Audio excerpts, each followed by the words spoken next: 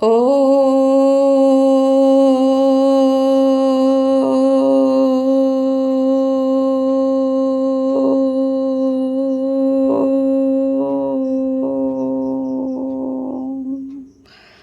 শান্তি। 3/10/2024 প্রাতঃমুরলি। ওম শান্তি। বাপদাদা মধুবন। আজকের বাপদাদার অমূল্য মহাবাক্য হচ্ছে, মিষ্টি বাচ্চারা, রাবণের কায়দা হলো আসুরি মত, মিথ্যা বলা। বাবার কায়দা হলো শ্রীমত, সত্য বলা। প্রশ্ন: কোন বিষয়ের কথা ভেবে বাচ্চাদের আশ্চর্য হওয়া উচিত? বাবা কি বলছেন? কোন বিষয়ের কথা ভেবে আশ্চর্য হওয়া উচিত? উত্তর কি বলছেন বাবা উত্তরে? কেমন ওয়ান্ডারফুল এই অসীম জগতের নাটক, যার ফিচার্স আর অ্যাক্ট সেকেন্ড বাই সেকেন্ড অতিক্রান্ত হচ্ছে, তা আবার হুবহু পুনরাবৃত্ত হবে। এ কেবল ওয়ান্ডার যে একের চিত্র অন্যের সাথে মেলে না। অসীম জগতের বাবা এসে কেমনভাবে সমগ্র বিশ্বের সদ্গতি পড়ান, এও এক ওয়ান্ডার। বাবা বলছেন, অসীম জগতের বাবা এসে কেমনভাবে সমগ্র বিশ্বের সদ্গতি করান আর পড়ান, 1 সেকেন্ডের ওয়ান্ডার, এও এক ওয়ান্ডার। ওম শান্তি। আত্মাদের বাবা শিব বসে তার আত্মিক শালোগ্রাম বাচ্চাদের বোঝাচ্ছেন। তো দুই ভ্রুয়ের মাঝে নিজেকে আত্মা, শালোগ্রাম রূপে নিজেকে অনুভব করি যে আমি আত্মা, চৈতন্য শক্তি, অতি পবিত্র, অতি সূক্ষ্ম জ্যোতিবিন্দু। তো এই আত্মাকে বোঝাচ্ছেন। তিনি কি বোঝাচ্ছেন? তিনি সৃষ্টির আদি মধ্য অন্তের রহস্য বোঝাচ্ছেন। আর এ বোঝানোর জন্য একমাত্র বাবাই আছেন। আর যে সব আত্মারা অথবা শালোগ্রাম আছে, তাদের নাম হলো শরীরের নাম। আর বাকি হলেন একজনই, তিনি হলেন পরমাত্মা, যার কোনো শরীর নেই। সেই পরমাত্মার নাম হলো শিব। তাকে পতিত পাবন পরমাত্মা বলা হয়। বাচ্চারা, তিনিই তোমাদের এই সম্পূর্ণ বিশ্বের আদি, মধ্য এবং অন্তের রহস্য বুঝিয়ে বলছেন। সকলেই তো পার্ট প্লে করার জন্য এখানে আসে। তোমাদের এও বোঝানো হয়েছে যে বিষ্ণু দুটি রূপ, শঙ্করের তো কোনো পার্টই নেই। লক্ষ্মীনারায়ণের যুগল মূর্তিকে কি বলে? বিষ্ণুর দুটি রূপ, বিষ্ণু চতুর্ভুজ। তো তোমরাও বাবা বলছে তোমাদের এও বোঝানো হয়েছে যে বিষ্ণুর দুটি রূপ, শঙ্করের কোনো পার্টই নেই। এই সব কথা বাবা বসে বোঝান। বাবা কখন আসেন? তিনি আসেন যখন নতুন সৃষ্টির স্থাপনা আর পুরনো সৃষ্টির বিনাশ হয়। তো একটু আগে বাবা বলেন না, বিষ্ণুর দুটি রূপ, অর্থাৎ ব্রহ্মা সো বিষ্ণু, বিষ্ণু সো ব্রহ্মা, কিন্তু শঙ্করের কোনো পার্ট নেই। ত্রিমূর্তি চিত্রে দেখানো হচ্ছে ব্রহ্মা বিষ্ণু শঙ্কর। তো ব্রহ্মা সো বিষ্ণু, বিষ্ণু সো ব্রহ্মা, তো দুটি রূপ, শঙ্করের কোনো পার্টই নেই। তো বাবা এখন বলছেন, বাচ্চারা জানে যে নতুন দুনিয়াতে এক আদি সনাতন দেবী দেবতা ধর্মের স্থাপনা হয়। এই স্থাপনা একমাত্র পরমপিতা পরমাত্মা ছাড়া আর কেউই করতে পারে না। তিনি একমাত্র পরমাত্মা, যাকে পরমাত্মা বলা হয়। তার নাম হলো শিব। তার শরীরের কোনো নাম হয় না। আর যারাই আছে তাদের সকলেরই শরীরের নাম হয়। একমাত্র শিবই, যার নাম পরম আত্মা, তাকে শিব বলা হয়, কিন্তু তার কোনো দৈহিক শরীর নেই। তো বাবা বলছেন, দেবী দেবতা ধর্ম স্থাপনা হয়, পরমাত্মার নামই একমাত্র শিব, যার কোনো দৈহিক শরীর নেই বা দৈহিক শরীরের নাম নেই। তোমরা এও বুঝতে পারো যে মুখ্য যারা আছে তারা সবাই এসে গেছে। এই ড্রামার চক্র ঘুরতে ঘুরতে এখন অন্তে এসে পৌঁছেছি। এই অন্তিম সময়ে বাবাকেই প্রয়োজন। তাঁর জয়ন্তীও পালন করা হয়, শিব জয়ন্তী পালন করা হয়। অ্যাকচুয়ালি শিবরাত্রি। বাবা বলেন শিব জয়ন্তী মানে জন্ম। তো ও ঘোর অন্ধকার, কলিযুগরূপী অন্ধকারে দুনিয়াতে শিবের অবতার হয়। তো শিব অবতরণ দিবস, তো শিবরাত্রি, রাত্রে তার অবতার হয় বলে শিবরাত্রি, শিব জয়ন্তী সেটা। তো বাবা বলছেন, শিব জয়ন্তী এই সময় পালন করা হয় যখন দুনিয়া পরিবর্তনের প্রয়োজন। ঘোর অন্ধকার থেকে অতি প্রকাশের আলোর উদয় হয়, অর্থাৎ দুঃখময় থেকে সুখময় হতে হবে। বাচ্চারা জানে যে পরমপিতা পরমাত্মা শিব একইবার পুরুষোত্তম সঙ্গম যুগে আসেন পুরনো দুনিয়ার বিনাশ আর নতুন দুনিয়ার স্থাপনা করতে। প্রথমে নতুন দুনিয়ার স্থাপনা এবং পরে পুরনো দুনিয়ার বিনাশ হয়। বাচ্চারা বুঝতে পারে যে এই পড়ে আমাদের হুঁশিয়ার হতে হবে, আর দেবী গুণও ধারণ করতে হবে, আসুরি গুণের পরিবর্তন করতে হবে। দেবী গুণ আর আসুরি গুণের বর্ণন চার্টে দেখানো হয়েছে। নিজেকে দেখতে হবে, আমরা কাউকে বিরক্তি করছি না তো, মিথ্যা বলছি না তো, শ্রীমতের বিপরীত চলি না তো, চেক করতে বলেছে বাবা। তো মিথ্যা বলা, কাউকে দুঃখ দেওয়া, বিরক্ত করা, এ হলো রাবণের কায়দা, আর এই বিপরীতে অন্যটি হলো রামের কায়দা। তো চেক করতে হবে নিজেকে যে আমি রামের দুনিয়ায় আছি, রামের শ্রীমত পালন করছি, না বাবার শ্রীমতে চলছি। তো বাবা বলছেন শ্রীমত আর আসুরি মত ফলাও হয়ে থাকে। অর্ধেক কল্প আসুরি মত চলে, যাতে মানুষ অসুস্থ, দুঃখী আর রোগী হয়ে যায়। 5 বিকারের প্রবেশ নয়, বাবা এসে শ্রীমত প্রদান করেন। বাচ্চারা জানে যে শ্রীমতে আমরা দেবী গুণ অর্জন করি, এই আসুরি গুণের পরিবর্তন করতে হবে। এই আসুরি গুণ যদি থেকে যায় তাহলে পদ কম হয়ে যাবে। তোমাদের জন্মান্তরের যে পাপের বোঝা মাথার ওপর রয়েছে, পুরুষার্থের নম্বর অনুসারে তা হালকা হয়ে যাবে। তোমরা এই কথাও জানো যে এ হলো পুরুষোত্তম সঙ্গম যুগ। তোমরা বাবার দ্বারা এখন দেবী গুণ ধারণ করে নতুন দুনিয়ার মালিক হও, অর্থাৎ সত্যযুগের মালিক হও। তাই এই কথা সিদ্ধ যে পুরনো দুনিয়া অবশ্যই শেষ হয়ে যাবে।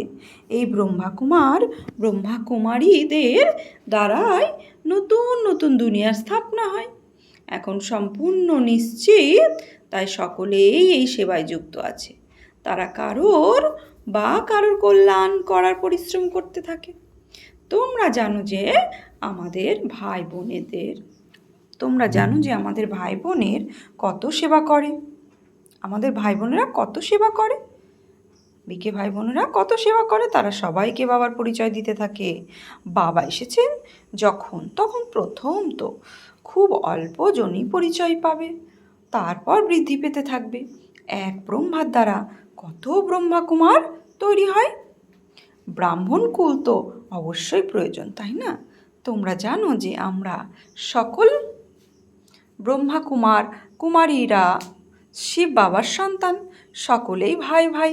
প্রকৃতপক্ষে সকলেই ভাই ভাই, তারপর প্রজাপিতা ব্রহ্মা হওয়ার কারণে ভাই বোন হয়ে যায়। এরপর যখন দেবতা কুলে যাবে তখন সম্বন্ধের বুদ্ধি পেতে থাকবে। এই সময় সবাই ব্রহ্মার সন্তান হলো, তাই সকলে একই কুলের হলো।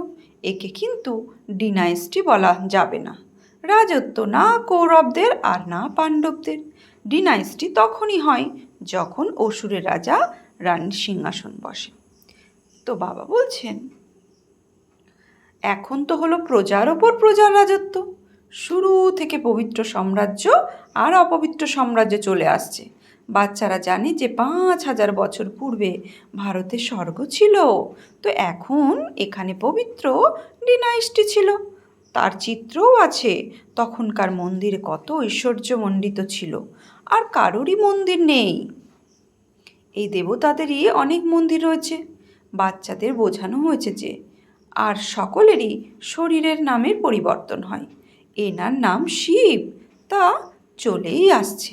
শিব ভগবানবাচ, কোনো দেহধারীকেই ভগবান বলা হয় না। একমাত্র বাবা ছাড়া আর কেউই বাবার পরিচয় দিতে পারে না, কেননা কেউই বাবাকে জানেই না। এখানেও এমন অনেকেই আছে যাদের বুদ্ধিতে আসেই না যে কিভাবে বাবাকে স্মরণ করবে। তারা দ্বিধাগ্রস্ত হয়ে যায়। তারা ভাবে এত ছোট বিন্দু, তাকে কিভাবে স্মরণ করব? শরীর তো বড়, তাই তাকেই স্মরণ করতে থাকে। এমন গায়নও আছে যে ভ্রুকুটির মধ্যে ঝলমলে অথবা আত্মা হলো তারার মতো। তো আমরা নিজেদের 2 ভ্রুয়ের মধ্যে দেখি ঝলমলে আজব সিতারা, নক্ষত্রের মতো উজ্জ্বল। জ্যোতিবিন্দু অতি শান্ত, অতি সূক্ষ্ম জ্যোতিবিন্দু। আমি আত্মা, দুই ভ্রুয়ের মাঝে অবস্থানকারী। আমি চৈতন্য শক্তি আত্মা। তো বাবা বোঝাচ্ছেন এটাই। তো আত্মাকে শালগ্রাম বলা হয়। শিবলিঙ্গের বড় রূপে পুজো হয়। আত্মাকে যেমন দেখা যায় না, তেমনই শিব বাবাকেও দেখা যায় না। ভক্তি মার্গে বিন্দুর পূজা কিভাবে করবে? কেননা প্রথম প্রথম শিব বাবার অব্যভিচারী পূজা শুরু হয়ে যায়, তাই না? তাই পুজোর জন্য অবশ্যই বড় জিনিসের প্রয়োজন। শালগ্রামও বড়, ডিমের মতো বানানো হয়। একদিকে বৃদ্ধাঙ্গুষ্ঠের মতো বলতে থাকে, আবার তারার মতোও বলতে থাকে। তোমাদের তো এখন একটি বিষয়েই স্থির হতে হবে। অর্ধেক কল্প তোমরা বড় জিনিসের পুজো করেছ, এখন তাকে বিন্দু মনে করো। এতে পরিশ্রম, তোমরা তো দেখতেও পাও না। এ কথা বুদ্ধির দ্বারা জানতে পারা যায়। আত্মার শরীরে প্রবেশ করে আবার নির্গত হয়েও যায়। কেউ তো তা দেখতে পারে না। বড় জিনিস হলে তা দেখা যায়। বাবাও এমনই বিন্দু, কিন্তু তিনি হলেন জ্ঞানের সাগর। আর কাউকেই জ্ঞানের সাগর বলা হবে না। শাস্ত্র তো হলো ভক্তি মার্গের। এত সব বেদ শাস্ত্র ইত্যাদি কে বানিয়েছে? মানুষ বলে ব্যাসদেব বানিয়েছে। খ্রাইস্টের আত্মা কোনো শাস্ত্র বানায়নি। এ তো পরে মানুষ বসে বানায়। খ্রাইস্টের আত্মা কোনো শাস্ত্র বানায়নি, পরে মানুষ বসে বানায়। তাদের মধ্যে তো এই জ্ঞান নেই। জ্ঞানের সাগর হলেন একমাত্র বাবা। শাস্ত্রে জ্ঞানের কথা বা সদ্গতির কথা নেই। প্রত্যেক ধর্মের মানুষ তাদের নিজেদের ধর্ম স্থাপকদের স্মরণ করে, তারা দেহধারীদের স্মরণ করে। খ্রাইস্টের তো চিত্র আছে, তাই না? সকলেরই চিত্র আছে। শিব বাবা তো হলেনই পরমাত্মা। তোমরা এখন বুঝতে পারো, আত্মারা সকলেই ভাই ভাই। ভাইদের মধ্যে জ্ঞান থাকতে পারে না। যে কাউকে জ্ঞান দান করে সদ্গতি করাতে পারে। সদ্গতি করান একমাত্র বাবা। এই সময় যেমন ভাইরা আছে, তেমনই বাবাও আছেন। বাবা এসেই সম্পূর্ণ বিশ্বের আত্মাদের সদ্গতি করান। বিশ্বের সদ্গতি দাতা হলেন একমাত্র একজনই। শ্রী শ্রী 108 জগৎগুরু বলো অথবা বিশ্বের গুরু বলো, একই কথা হলো। এখন তো হলো আসুরি রাজ্য। এই সঙ্গম যুগেই বাবা এসে এই সব কথা বুঝিয়ে বলে। তোমরা জানো যে নিশ্চিতভাবেই এখন নতুন দুনিয়ায় স্থাপন হচ্ছে, আর পুরনো দুনিয়ার বিনাশ হবে। এও তোমাদের বোঝানো হয়েছে যে পতিত পাবন হলেন একমাত্রই নিরাকার বাবা। কোনো দেহধারী পতিত পাবন হতে পারে না। পতিত পাবন হলেন পরমাত্মাই। যদি পতিত পাবন সীতারাম বলা হয়, তবু বাবা বুঝিয়েছেন যে ভক্তির ফল প্রদান করতে ভগবানই আসেন। তাই সব সীতারাই সদ্গতির দাতা। সব সীতারাই তারা পত্নী হলো, আর পতি হলেন এক রাম। তো আমরা বর্তমানে বাবা বলছি, এখন সব তোমরা সীতা, আর পত্নীকে এক পরমপিতা পরমাত্মা রাম। যে রাম, সীতা এখন কিসের বন্ধনে আছে? রাবণের জেলে আছে। রাম ছড়াতে এসেছে, তো ছাড়াতে এসেছে। তো বাবা বলছেন যে আর সব সীতা তো এক হচ্ছে পরমাত্মা রাম। যদি তো যিনি সকলের সদ্গতিদাতা, এই সব কথা বাবা বসেই বোঝান। ড্রামা অনুসারে 5000 বছর পরে তোমরা আবার এই কথা শুনবে। এখন তোমরা সকলেই পাঠ গ্রহণ করছো। স্কুলে কতজন পড়াশুনো করে? এই সব নাটক বানানো আছে। এই সময় তোমরা যা পড়ো, যে অভিনয় চলতে থাকে, আবার পরের কল্পে তারা পুনরাবৃত্তি হবে। 5000 বছর পরে তোমরা আবার এই পড়া পড়বে। এই অনাদি নাটক বানানো আছে, যাই দেখবে সেকেন্ড বাই সেকেন্ড নতুন জিনিস দেখতে পাবে। এই চক্র ঘুরতেই থাকবে। তোমরা নতুন নতুন বিষয় দেখতে থাকবে। তোমরা এখন জানো যে এ হলো 5000 বছরের দ্বারা যা চলতেই থাকবে। এর ডিটেল তো অনেকেই মুখ্য বিষয় বুঝিয়ে বলা হয়, কেমন বলা হয় পরমাত্মা সর্বব্যাপী। বাবা বোঝান যে আমি সর্বব্যাপী নই। বাবা এসে নিজের আর এই রচনার আদি মধ্য এবং অন্তের পরিচয় দেন। তোমরা এখন জানো যে বাবা প্রতি কল্পে কল্পে আমাদের অবিনাশী উত্তরাধিকার দিতে আসেন। এমন মহিমাও আছে যে ব্রহ্মার দ্বারা স্থাপনা। এটা খুব সুন্দরভাবে বোঝানো হয়েছে। বিরাট রূপের তো অর্থ থাকবে, তাই না? কিন্তু বাবা ছাড়া এই কথা কেউই বোঝাতে পারবে না। চিত্র তো অনেকই আছে, কিন্তু একটি বোঝার মতো ক্ষমতা কারোর বলছে একটিও বোঝার মতো ক্ষমতা কারোরই নেই। উঁচুর থেকে উঁচু হলেন শিব বাবা। তারও চিত্র আছে, কিন্তু কেউই তাকে জানতে পারে না। আচ্ছা, এরপর সূক্ষ্ম বাতান আছে, তাকে না হয় ছেড়ে দাও, তার দরকার নেই। সূক্ষ্ম বাতানকে বাবা বলছে ছেড়ে দাও, তাকে দরকার নেই। এখানকার হিস্ট্রি জিওগ্রাফি বোঝার ওটা তো হলো সাক্ষাৎকারের বিষয়, সূক্ষ্মবাতান সাক্ষাৎকারের বিষয়। এখানে যেমন এনার মধ্যে বাবা বসে বোঝান, ব্রহ্মার দুই ভ্রুয়ের মাঝে বাবা যেমন বসে বোঝান, তেমনই সূক্ষ্মবাতানে এনার কর্মাতীত শরীরে মিলিত হন অথবা বলেন। বাকি ওখানে তো এই পৃথিবীর হিস্ট্রি জিওগ্রাফি নেই। হিস্ট্রি জিওগ্রাফি হলো এখানকার বাচ্চাদের বুদ্ধিতে বসে গেছে যে সত্য যুগে যে দেবী দেবতা ছিলেন তাদের 5000 বছর হয়ে গেছে। এই আদি সনাতন দেবী দেবতা ধর্ম স্থাপনা কিভাবে হয়েছিল এও কেউ জানে না। আর অন্য ধর্মের স্থাপনার বিষয়ে তো সবাই জানে। সেই সম্বন্ধে বই ইত্যাদি অনেকই আছে। এ তো লাখ বছরের কথা, হতেই পারে না। এ তো সম্পূর্ণ ভুল। কিন্তু মানুষের বুদ্ধি কোনো কাজই করে না। বাবা সমস্ত বিষয় বুঝিয়ে বলেন। মিষ্টি মিষ্টি বাচ্চারা, তোমরা খুব ভালোভাবে ধারণ করো। মুখ্য বিষয় হলো বাবাকে স্মরণ। এ হলো স্মরণের দৌড়। কেউ একা একা দৌড়ায়, কেউ আবার একত্রে জোড়া দৌড় বেঁধে দৌড়ায়। এখানে যে জোড়া আছে তারা একত্রে দৌড় লাগানোর অভ্যাস করে। তারা মনে করে সত্য যুগে এমনই একত্রে জড়ি হয়ে যাবে, যদিও নাম রূপের পরিবর্তন হয়ে যায়। এই শরীর তো আর পাওয়াই যায় না, শরীরের তো পরিবর্তন হয়। তারা বুঝতে পারে আত্মা এক শরীর ত্যাগ করে অন্য শরীর ধারণ করে। তোমরা তো বলছে চেহারা তো আলাদাই, কিন্তু বাচ্চাদের আশ্চর্য হওয়া উচিত যে চেহারা যে সেকেন্ড বাই সেকেন্ড অতীব হয়ে যাচ্ছে, তা আবার 5000 বছর পরে হুবহু রিপিট হবে। কত ওয়ান্ডারফুল নাটক, আর কেউই তা বোঝাতে পারে না। তোমরা জানো যে আমরা সবাই পুরুষার্থ করছি, নম্বরের ক্রম অনুসারে আমরা তো তৈরি হবই। সকলেই তো আর কৃষ্ণ হবে না। বাবা কি বলছেন? সকলেই তো আর কৃষ্ণ হবে না। সকলের ফিচার্স ডিফারেন্ট হবে। বৈশিষ্ট্য, ফিচার্স মানে বৈশিষ্ট্য, চরিত্র।